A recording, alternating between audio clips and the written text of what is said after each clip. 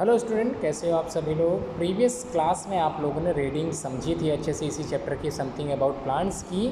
आज इसी चैप्टर की एक्सप्लेनेशन मैं समझाने जा रहा हूँ और मैं उम्मीद करता हूँ आप लोग एंड तक ज़रूर इस वीडियो को देखोगे और मैं उम्मीद करता हूँ आपको अच्छे से ये चैप्टर की जो एक्सप्लेनेशन है वो अच्छे से समझ में आ भी जाएगी। तो चलिए स्टार्ट करते हैं। क्या लिखा है पहले पैराग्राफ में, चलिए बात कर लेते हैं। विदाउट वाटर, बिना पानी के, no plant can make its own food. बिना पानी के कोई भी पौधा, कोई भी प्लांट अपना भोजन बिल्कुल नहीं बना सकता।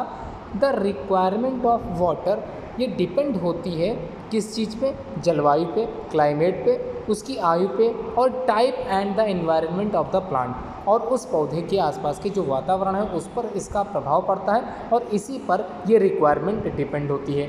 गिविंग टू मच वाटर या फिर टू लिटिल वाटर, अगर हमने पानी की मात्रा ज़्यादा दे दी है या फिर बहुत कम दी है तब भी ये हार्मफुल हो सकता है किसी भी पौधे के जीवन के लिए। ठीक है, पहला पैराग्राफ में आप लोगों को डिफिकल्ट नहीं लगा। आगे बढ़ते हैं। आगे क्या कह रहा? ईच प्लांट, हर पौधा जिसके पास दो भाग होते हैं।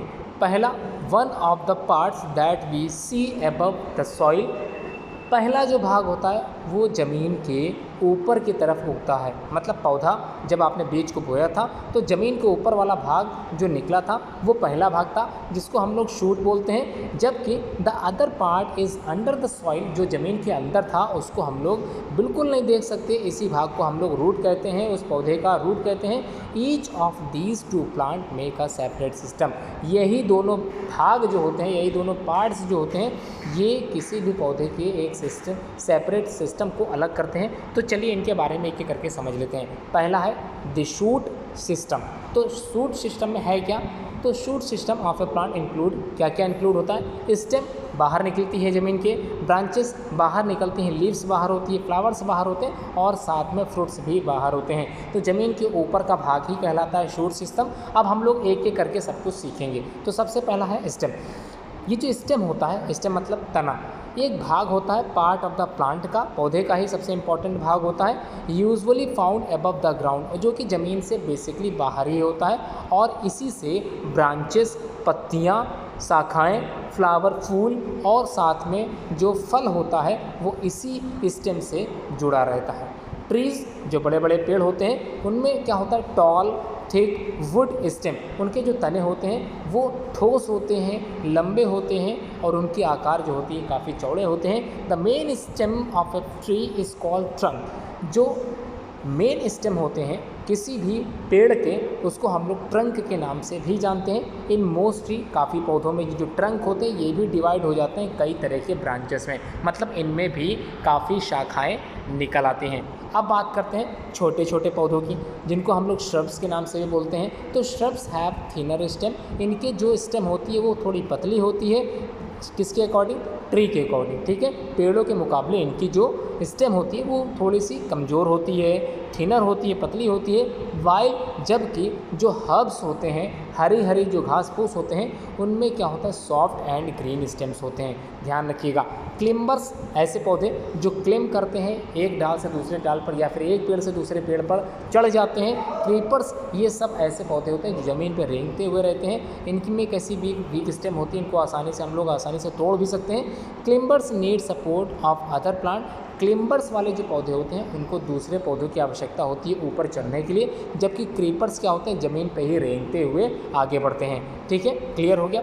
The stem holds of the plant firmly, जो पौधे होते हैं वो स्टेम से ही क्या होते हैं? जुड़े रहते हैं। It holds the leaves toward the sunlight, और इसी से जो पत्तियां निकली होती हैं वो सनलाइट की सहायता से अपना भोजन खुद बनाती हैं। It passes water to the leaves, और इसी पत्तियों की सहायता से जो पानी होता है वो अंदर जाता है। इसी पत्तियों की सहायता से जो एक्सेस वाटर होता है, पानी की अधिक मात्रा जो होती है वो इसी पत्तियों की सहायता से बाहर निकलती है। The stem supplies food made by the leaves to all parts of the plant. ये जो स्टेम है ये सप्लाई करता है सभी तरह के जो भोजन होते हैं, जो बने होते हैं, किस में बने होते हैं? बाय द लीव्स के द्वारा बनाए गए होते हैं। पत्तियों के द्वारा जो भोजन बनाया जाता है ये स्टेम की सहायता से ही विभिन्न भागों तक पहुंच जाया करते हैं। अगला जो भाग है उसका नाम है लीव्स। तो पत्तियां, चलिए most important part of the plant है, इसको अच्छे से सीख लेते हैं। The leaves are the most important part of plant, ठीक है।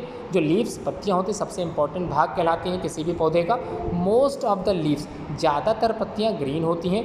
They grow on the stem, और तने पर ही इनका विकास होता है, तने पर ही ये आगे बढ़ती हैं। लीव्स आर डिफरेंट साइजेस, इनका साइज़ अलग अलग पौधे में अलग अलग होता है। शेप इनका अलग अलग पौधे में अलग अलग होता है। कलर ग्रीन है बेसिकली, तो सभी का टेक्सचर थोड़ा सा अलग हो सकता है। Different plants have different types of leave, हर पौधे की अपनी अलग अलग पत्तियां होती हैं जो कि आप लोगों ने देख रखी होंगी। The leaves help us to identify the plants many time, कभी कभी पत्तियों को देख के ही हम पौधे की पहचान कर लेते हैं। जैसे आपको याद होगा अशोक का जो पौधा होता है उसकी पत्तियाँ लंबी होती हैं, जिसको आपने देखा होगा। आम का पौधा जो चौड़े पत्ती वाला होता है वो भी आप लोगों ने देखा होगा। जामुन के पौधे की पत्तियाँ बहुत ही सॉफ्ट होती हैं, जिसको आप लोग छू के ही पता कर सकते हो कि जामुन का पौधा है। द लीव्स मेक फूड, पत्तियाँ भोजन बनाती हैं पौधे के लिए, और जो रूट होते हैं, जो जड़ें होती हैं, वो सप्लाई करती हैं वाटर को टू द लीव्स में, और पत्तियों तक पानी पहुंचाती हैं। एयर पासेस, हवा निकलती है विद द हेल्प ऑफ छोटे छोटे जो छेद होते हैं, टीनी होल्स होते हैं पत्तियों में, उसी की सहायता से ये जो एयर है, मतलब जो गैसियस एक्सचेंजेस होता है, वो इसी की सहायता से बाहर निकलता है और अंदर जाता है। द सनलाइट गिव वार्म, जो सनलाइट होती है वो गर्म होती है, और इसी सनलाइट की वजह से ही पेड़ पौधे अपना भोजन प्रॉपर वे में बना पाते हैं। द ग्रीन लीव्स, जो हरी पत्तियाँ होती हैं of the plant, use sunlight, वो सनलाइट का इस्तेमाल करती हैं और वाटर का इस्तेमाल करती हैं भोजन बनाने के लिए, ठीक है। दिस प्रोसेस, इसी प्रोसेस को हम लोग फोटोसिंथेसिस के नाम से भी जानते हैं। तो फोटोसिंथेसिस एक प्रोसेस होती है जिसमें पेड़ पौधे अपना भोजन खुद बनाते हैं in the presence of sunlight और साथ में water. Carbon dioxide gas is essential for preparing their food. तो ध्यान रखिएगा, कार्बन डाइऑक्साइड, वाटर, क्लोरोफिल और सनलाइट, ये सब कुछ ज़रूरी है पौधे अपना भोजन बनाने के लिए, ठीक है। आगे बढ़ते हैं, फ्लावर्स की बात कर लेते हैं। Flowers are the most beautiful part of the plant. जो पौधा होता है वो सबसे, उसका जो भाग सबसे इम्पॉर्टेंट भाग कह लें, या फिर ये कह लें कि सब पौधे का जो सबसे खूबसूरत भाग होता है वो होता है उसका फ्लावर। तो फ्लावर, फूल सबसे beautiful part of the plant कहलाता है। They grow on the stem, और इसी तने पर ही पौधे के जो फ्लावर्स होते हैं वो खिलते हैं। Flowers can change into fruit, और यही फ्लावर्स आगे जाके फ्रूट में चेंज हो जाते हैं। इन्हीं फल को हैव सीड, इन्हीं फल में सीड होते हैं, और इन साइड देम, मतलब जो सीड जो होते हैं फ्रूट के अंदर होते हैं, और इन्हीं सीड से ही नया पौधा तैयार होता है। तो seed grow into new plant. दस दे हेल्प अ प्लांट, और क्या करते हैं पत्तियों की, thus they help a plant to grow more of its kind, और हमारे पौधे की सहायता करते हैं। Flowers are admired for their shape and colour. तो फ्लावर्स जो होते हैं उनके कलर भी भिन्न भिन्न होते हैं। Most flower have very sweet smell, और कई फ्लावर्स ऐसे होते हैं जिसकी सुगंध बहुत ही ज़्यादा मनमोहक होती है। आगे बढ़ते हैं। सम फ्लावर्स ग्रो सिंगल, कुछ फ्लावर्स अकेले निकलते हैं, कुछ क्लस्टर्स मतलब गुच्छों में निकलते हैं। अब flower has the following main parts. तो कोई भी फ्लावर हो उसके जो मेन पार्ट्स होते हैं उनको हम लोग पेटल्स के नाम से जानते हैं, सेपल्स के नाम से जानते हैं, स्टेमन के नाम से जानते हैं, और साथ में पिस्टिल के नाम से भी जानते हैं। तो एक एक करके सबको समझ लेते हैं। पहला भाग है petals. Petal are the colourful part of a flower. तो फ्लावर का जो सबसे कलरफुल पार्ट्स होता है वो होता है petals. The bright colour and pleasing smell of the petal attract करता है किसी भी इंसेक्ट को या फिर बीज और बटरफ्लाइज को, ठीक है। सेपल्स देख लेते हैं। Sepals are the green petal like part of the base of a flower. तो फ्लावर का जो बेस वाला हिस्सा होता है, आधार जो होता है फ्लावर का, वो कहलाता है सेपल्स। ये हेल्प करता है to protect the bud before it open. तो बड को खुलने के समय ये सहायता करता है फ्लावर की, ठीक है। स्टेमन क्या होता है? स्टेमन is the male part of a flower. तो ये जो मेल पार्ट कहलाते हैं, स्टेमन बेसिकली मेल पार्ट होते हैं। तो male part of a flower, और ये बने होते हैं, it is made of the anther के बने होते हैं, और साथ में इनमें फिलामेंट होता है। मतलब मेल पार्ट में एंथर और साथ में फिलामेंट, ये दोनों ही मिलकर ही स्टेमन का निर्माण करते हैं। The anthers carry the pollen, pollen grains को कैरी करते हैं, और जनरली ये होते हैं येलो कलर के, पीले कलर के होते हैं। अब बात करते हैं पिस्टिल की। तो अगर मेल पार्ट स्टमन है तो फीमेल पार्ट पिस्टिल होगा। Pistil is the female part of a flower. तो पिस्टिल क्या है? फीमेल पार्ट होता है। It is form by the stigma, और ये बना होता है स्टिग्मा स्टाइल ओवरी। तो स्टिग्मा स्टाइल ओवरी एक फीमेल पार्ट होता है किसी भी पौधे के फूल का, मतलब फ्लावर का। The stigma is the sticky surface at the top of the pistil. तो स्टिग्मा जो होता है वो सबसे टॉप सरफेस होता है, या फिर टॉप लेयर होता है, या फिर कहते हैं सबसे ऊपरी वाला जो हिस्सा होता है वो होता है स्टिग्मा। ये ट्रैप करता है, होल्ड करता है पॉलन को, जो पॉलन ट्यूब में जाते हैं। When it falls on it, जब पॉलन ग्रेन्स इस स्टिग्मा पे गिरते हैं तो इसका काम ही होता है पॉलन ग्रेन्स को पॉलन ट्यूब की सहायता से ओवरी तक ले जाना या ओव्यूल तक पहुंचाना। ठीक है। Style is tube like structure hold the stigma. ठीक है, पहला भाग क्लियर हो गया। अब बात करते हैं फ्रूट की। तो फ्रूट क्या है समझते हैं।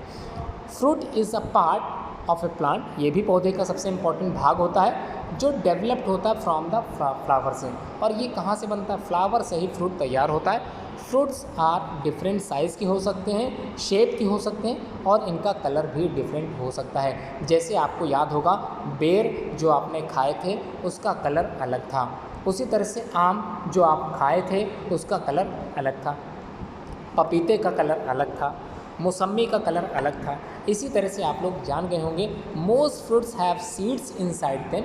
कुछ फल ऐसे होते हैं जिनके अंदर बीज होता है। Some fruits like papaya and watermelon have many seed. तरबूज आपने खाए होंगे, खरबूज आपने खाए होंगे, पपीता आपने खाया होगा। इन सभी के अंदर जो बीज होते हैं वो काफ़ी मात्रा में होते हैं। Some fruits like peach, apricot और साथ में मैंगो, इनमें सिर्फ और सिर्फ एक ही बीज इनसाइड होता है फ्रूट के। तो क्लियर समझ में आ गया होगा फ्रूट वाला पार्ट। अब बात करते हैं सीड। तो सीड्स के बारे में भी काफ़ी जानकारी प्राप्त कर लेते हैं। Seeds are different in size.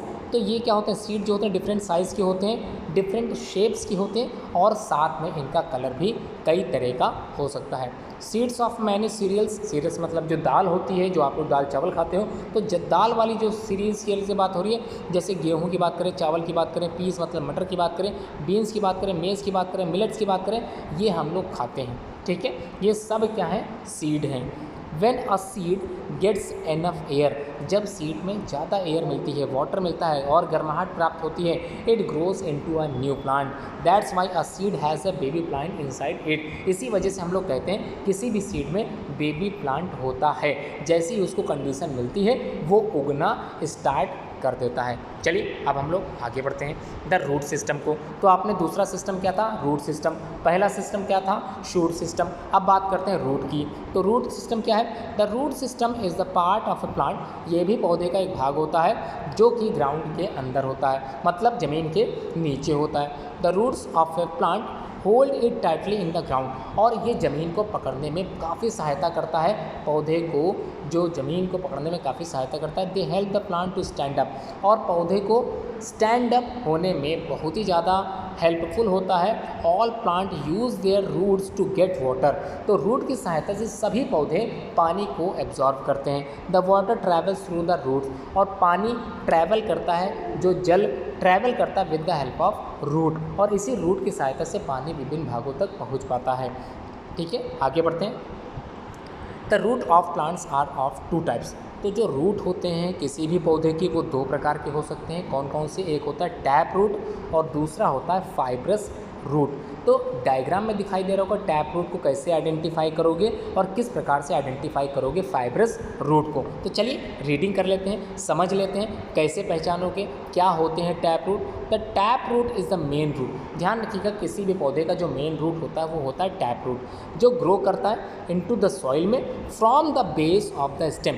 Stem के जो बेस होता है, सबसे निचला हिस्सा है स्टेम का जो होता है, उसी से टैप रूट निकलते हैं। Many smaller root grow out of it, और उसी में से छोटे छोटे रूट और भी निकलते हैं, जैसे mustard, sunflower, tulsi, balsam, and some example of tap root. तो ये टैप रूट के सारे एग्जाम्पल हैं, आप लोगों को याद होने चाहिए, आपको पता होना चाहिए कि इस पौधे में कौन सा रूट सिस्टम पाया जाता है। अब बात करते हैं फाइब्रस रूट की। प्लांट लाइक ग्रास, जो घास होती है, आपके स्कूल में भी मैदान है, आपके पार्क में भी मैदान आप लोगों ने देखा होगा, उसमें घास आपको दिखी होगी। उस घास को अगर आप लोग नोच लोगे तो उसकी जो जड़ें होंगी उसमें जो सिस्टम होगा वो होगा फाइब्रस रूट सिस्टम। ठीक है, फाइब्रस रूट पाई जाती हैं। व्हीट में भी फाइब्रस रूट होती है, चावल में भी फाइब्रस रूट होती है, अनियन जो प्याज होता है उसमें भी फाइब्रस रूट होती है, और साथ में शुगर कैन, जो गन्ना आप लोगों ने जो गन्ने का रस पिया था उसमें भी क्या होता है, फाइब्रस रूट सिस्टम ही पाया जाता है। Do not have thick main root, ना तो ये मेन रूट होती है और ना ही ये ज़्यादा मजबूत होती है। Instead there are several thin root of different sizes, इसी रूट में छोटी छोटी और बाकी रूट्स निकलना चालू हो जाती है। These roots are found at the base of the stem, such tiny roots are called fibrous roots. तो उम्मीद करता हूँ आप लोगों को अच्छे से वीडियो की एक्सप्लेनेशन समझ में आ गई होगी, इस चैप्टर को आप लोग अच्छे से समझ गए होंगे। आज जो आपका वर्क है, आप लोगों को अपने अकॉर्डिंग या फिर अपने तरीके से इस पूरी चैप्टर को एक बार फिर से अगर आप लोग सुन सकते हैं तो सुने। इसी के जो एक्सरसाइज है, इसी चैप्टर के एक्सरसाइज के जो क्वेश्चंस के सॉल्यूशन है वो इसी चैप्टर में से इसी वीडियो के आधार पर आप लोग ढूंढ सकते हो। अगर आपको मिल जाए तो अच्छी बात है, उसको ग्रुप में ज़रूर बताएं कि पहले का आंसर कहाँ से कहाँ तक आप लोगों को मिला। ठीक है, लिखने की आवश्यकता नहीं है, अगर आप लोग चाहें तो रफ कॉपी में इसको लिख भी सकते हैं आंसर्स, आप लोग ज़रूर चेक कराएं, क्योंकि मार्क्स उन्हीं स्टूडेंट को मैं ज़्यादा देता हूं जो क्लास की हर एक एक्टिविटी में सबसे ज़्यादा एक्टिव होते हैं। इसलिए 10 आउट ऑफ 10 पाना मुश्किल नहीं है, काफ़ी आसान है, बशर्ते आप लोगों को शर्त सारी माननी होगी। क्लास में हमेशा रेगुलर एक्टिविटी आप लोगों को बनाए रखनी होगी। Thanks for watching this video.